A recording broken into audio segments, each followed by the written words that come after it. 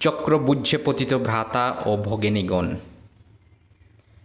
আমরা প্রত্যেকে বিশেষভাবে সক্রিয় হইয়া উঠি যখনই আমরা আমাদের নিজেদের জীবন ও জীবিকার তাগিদ অনুভব করি। এটি একটি জীবনের অমোঘ এক পার্ট, বা বলা চলে এমন এক মুহূর্ত যেখানে আমরা আমাদের জীবনের প্রথম অভিজ্ঞতা অর্জন করতে শুরু করি, যেটা একটু অন্যরকম।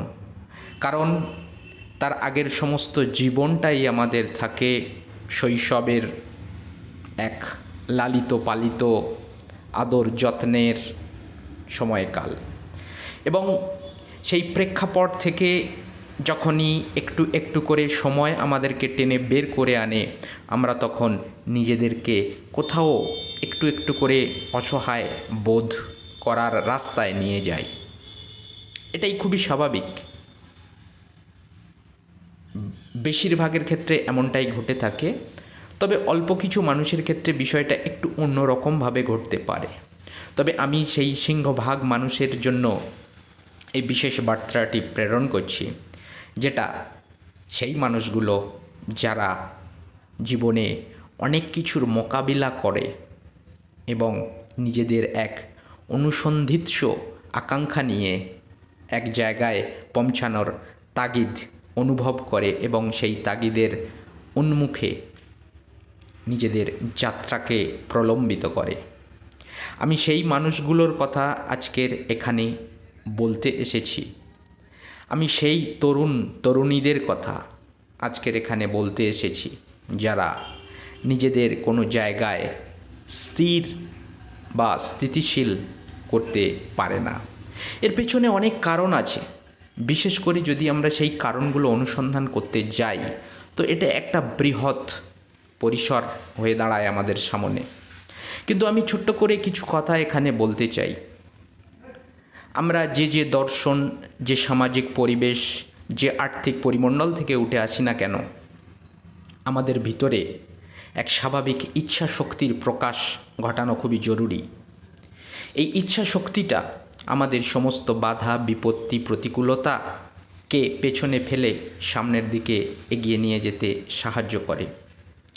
হতে পারে এই ইচ্ছা শক্তির অনুকূলে আমরা এগোনোর জন্য বিশেষ কিছু রাস্তা কোনো দিন পাই না। এটাই খুবই স্বাভাবিক, অনেকের ক্ষেত্রে হয়ে থাকে। কিন্তু তখন আমরা দিশেহারা হয়ে যাই। সিদ্ধান্ত নেওয়ার জন্য অন্যের কাছে পরামর্শসূচক মনোভাব পোষণ করি, বা আলাপ আলোচনার মাধ্যমে নিজেদের সেই আকাঙ্ক্ষা সেখানে পোষণ করি। আর ঠিক সেই ব্যক্তিটি তার ব্যক্তিগত অভিজ্ঞতার ভিত্তিতে বা তার চিন্তন প্রসপেক্টাসে জিনিসটাকে আমাদের সামনে তুলে ধরে, আর আমরা সেটাকে নিয়ে বেশ কিছু সময় মাথার ভিতরে আন্দোলিত করতে থাকি। এইভাবে তৈরি হয় পরিবেশের দ্বারা প্রভাবিত হওয়ার এক ঘটনাক্রম।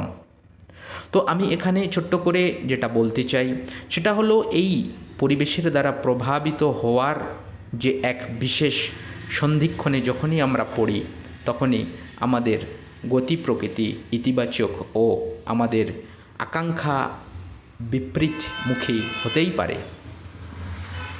কারণ আমরা তখন দিশেহারা হয়ে থাকি, এবং এই পরিস্থিতিটি এমন একটি পরিস্থিতি যখন নিজেদের সঠিক সিদ্ধান্ত নেয়ার ক্ষমতা হারিয়ে ফেলি নিজেরাই, এবং প্রতিকূল পরিস্থিতি আমরা তৈরি করি।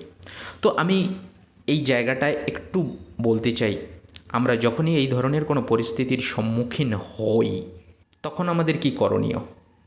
তখন আমাদের নিজেদের উপরে আস্থা রাখাটা ভীষণ জরুরি। এবং এখানে সবথেকে গুরুত্বপূর্ণ জিনিস যেটা খুবই কার্যকরী, আমরা এমন কোনো মানুষজনের সঙ্গে মিশব যারা আমাদেরকে ইতিবাচক দৃষ্টিকোণ থেকে প্রভাবিত করবে, বা ইতিবাচক দৃষ্টিকোণ থেকে আমাদেরকে এগিয়ে যেতে ইন্ধন যোগাবে।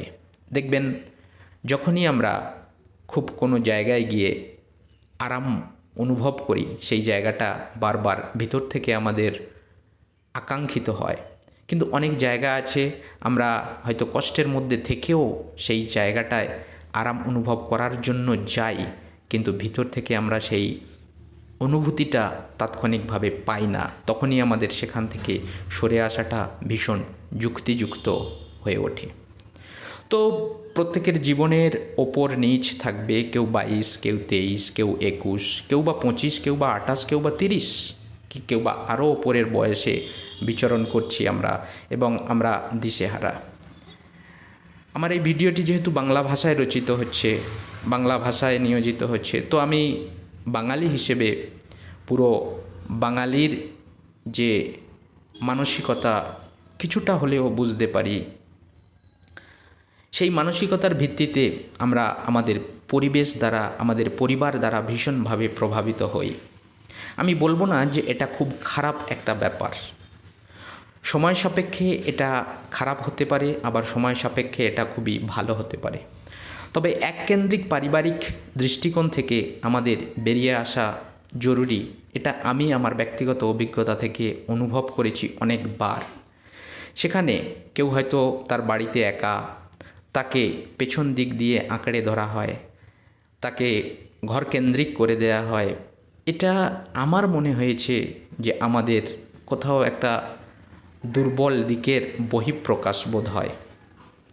তো এই জিনিসগুলো অনেক বেশি অন্য ধরনের। তো আমি প্রত্যেককে বিশেষভাবে বলবো, জীবনের এই পর্যায়গুলো আমরা যদি একটু সচেতন থাকি, কারণ আমরা কম বেশি প্রত্যেকে পড়াশোনা জানি, কম বেশি প্রত্যেকে নিজের কিছু বোঝার বা বুদ্ধি আমাদের আছে, তো আমরা সেই পরিস্থিতিকে কাজে লাগাবো, সেই শিক্ষাকে কাজে লাগাবো, যে শিক্ষা আমাদের আগে যেতে উদ্বুদ্ধ করবে। আজকের এ পর্যন্ত। আবার যদি কোনো দিন সুযোগ হয়, পরে আবার এই ধরনের কোনো একটা ভিডিও আপনাদের সামনে রাখব। ধন্যবাদ।